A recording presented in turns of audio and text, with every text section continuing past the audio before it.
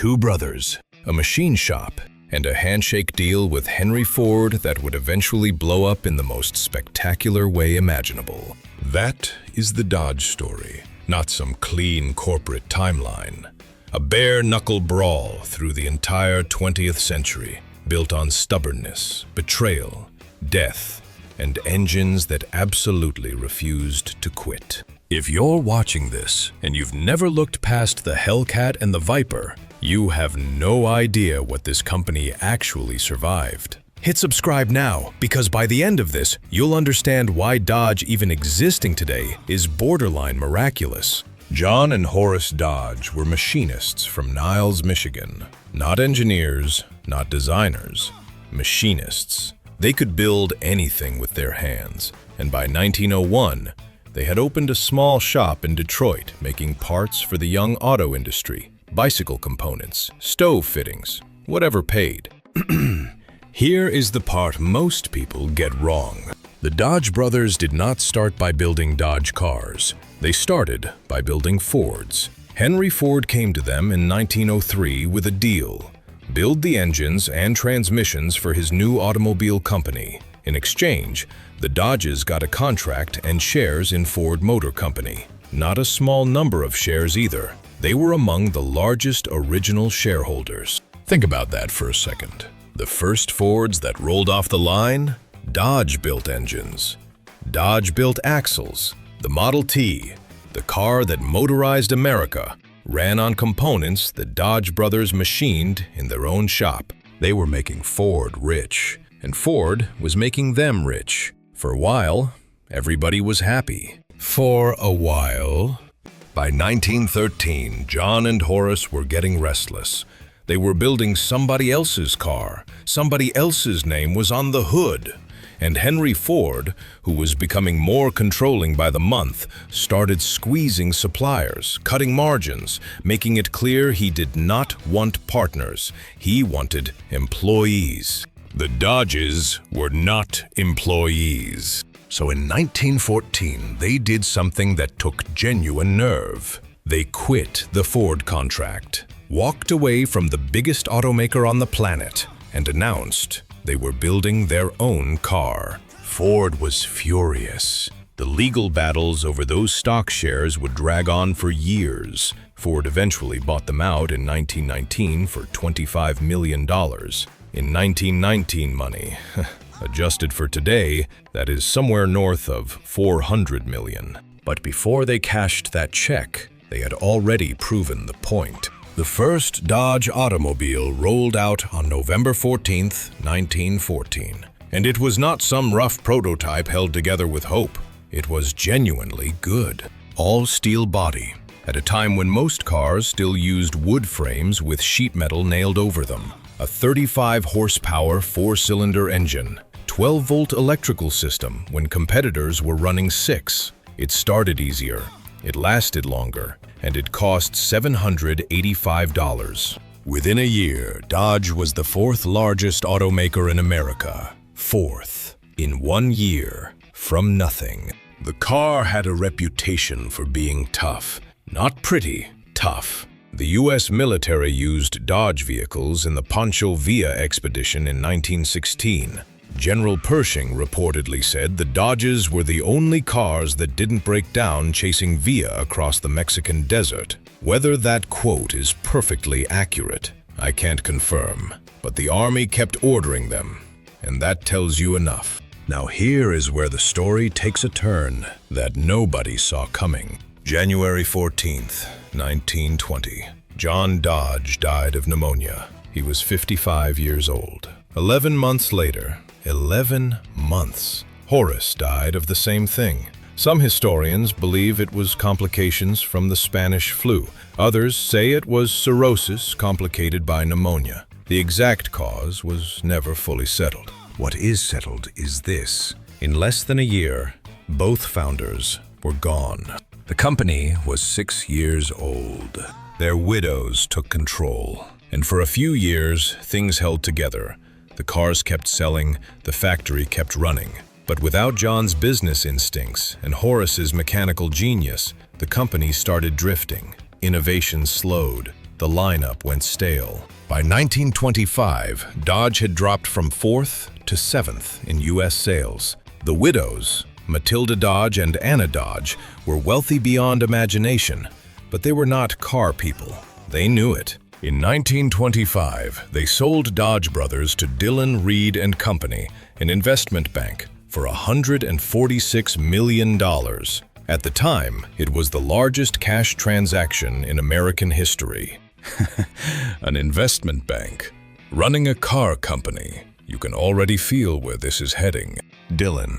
Reed held Dodge for 3 years, barely changed a thing. Then, in 1928, Walter Chrysler came knocking.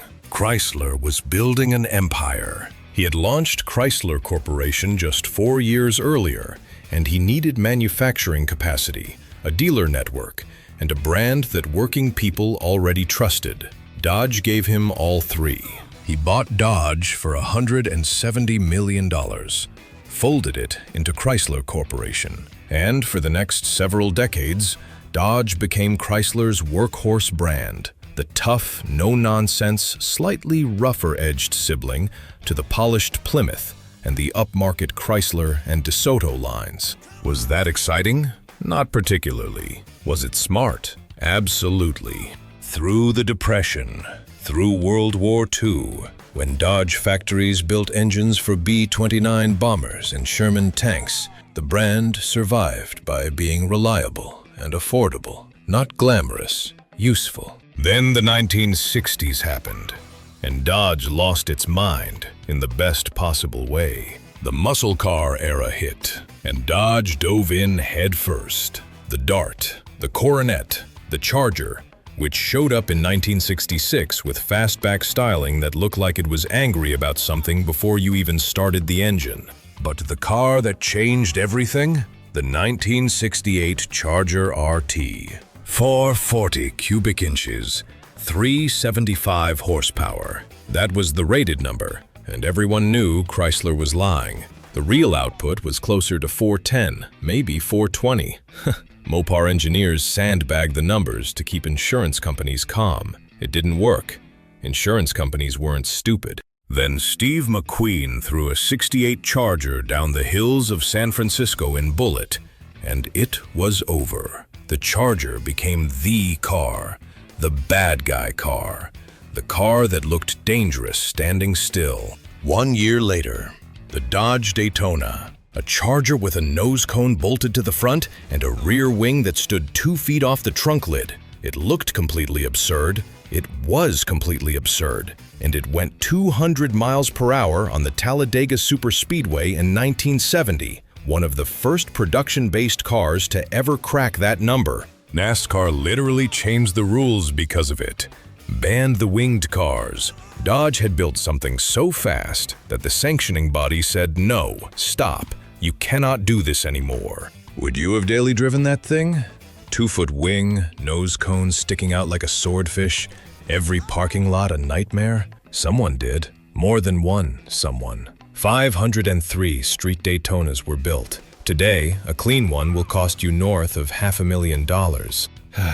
The 1970s nearly killed Dodge. Killed most of Detroit, honestly. Emissions regulations, the oil crisis, insurance surcharges that made muscle cars financially suicidal. The Challenger, which had arrived in 1970 as one of the most beautiful pony cars ever drawn, was dead by 1974. The Charger got fat, slow, and forgettable. Dodge spent the late 70s and early 80s selling the Aspen, the Omni, and the Murata. If you don't know what a Murata is, that proves the point. Chrysler nearly went bankrupt. Lee Iacocca showed up, begged Congress for loan guarantees, and saved the company with, of all things, a minivan. The Dodge Caravan. Launched in 1984. It was not cool. It was not fast. It sold in numbers that made everything else on the lot irrelevant. Dodge survived the 80s on minivans and K-cars. That is not a proud sentence to write, but it is an honest one. The comeback started with a truck. The 1994 Dodge Ram redesigned what a pickup truck could look like. Big rig styling, that massive grille, those fenders that looked like they were flexing. Before this truck, pickups were utilitarian boxes. After it, they were statements. Ram sales tripled. Ford and Chevy had owned the truck market for decades, and suddenly Dodge was back in the conversation. Then came the Viper. Actually, the Viper concept came first, 1989. It was a fever dream. A massive V10 engine borrowed from a truck, dropped into a two-seat roadster with no door handles, no exterior locks, no roll-up windows, and, in its first year, no airbags. 400 horsepower, no traction control, no stability control, no electronic nannies of any kind. Just 8 liters of displacement, rear-wheel drive, and your own judgment, which, based on early crash statistics, was frequently inadequate. The Viper was not a car for everyone. It was barely a car for anyone, but it told the world that Dodge still had that same stubborn, slightly unhinged energy that John and Horace carried out of that machine shop in 1901. The 2000s and 2010s were a roller coaster. Chrysler merged with Daimler-Benz, a marriage that made nobody happy and ended in a messy divorce. Then came the 2008 financial collapse. Chrysler went bankrupt. Actually, bankrupt. Fiat picked up the pieces, and Sergio Marchionne, who somehow managed to keep 12 things spinning at once, folded Dodge into the new Fiat Chrysler structure. Dodge lost the Ram truck brand in 2010. Ram became its own division. That hurt. The trucks had been Dodge's backbone for 15 years. But then something unexpected happened. Dodge leaned into the one thing it had always done better than anyone else: stupid horsepower. The Hellcat, 2015. 707 horsepower from a supercharged 6.2-liter Hemi V8 stuffed into a 4-door Charger sedan. A family car that could outrun a Lamborghini Gallardo. It made no financial sense. It made no practical sense. It was the most Dodge thing Dodge had ever done. Then came the demon. 840 horsepower, factory drag radials, a passenger seat that Dodge literally removed to save weight. You had to order it as an option. An option. The passenger seat. They built 3,300 of them. Every single one sold. And now, the Hemi is gone. Last call editions rolled off the line in December 2023. The V8 Challenger and Charger, those names that have meant muscle for 60 years, went electric. The Dodge Charger Daytona EV showed up with a synthetic exhaust sound piped through speakers and a name borrowed from the most iconic aero car in American racing history. Some people call that progress. Some people call it something else entirely. Here is what I know. The Dodge brothers started with a machine shop and the refusal to work for anyone else. Every decade since, someone has tried to kill this brand. Bankruptcy, mergers, fuel crises, corporate restructuring, regulations. Every single time, Dodge came back with something louder and angrier than what came before. Whether they can do that with electrons instead of octane, nobody knows yet. That story is still being written.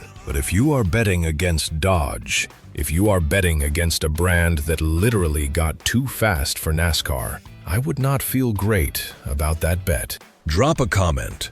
What's the most Dodge car Dodge ever built? The Daytona? The Demon? That first 1914 four-cylinder that outlasted everything Ford threw at it? I want to hear it. And if you made it this far, you already know this channel is for you. Subscribe. We will be here.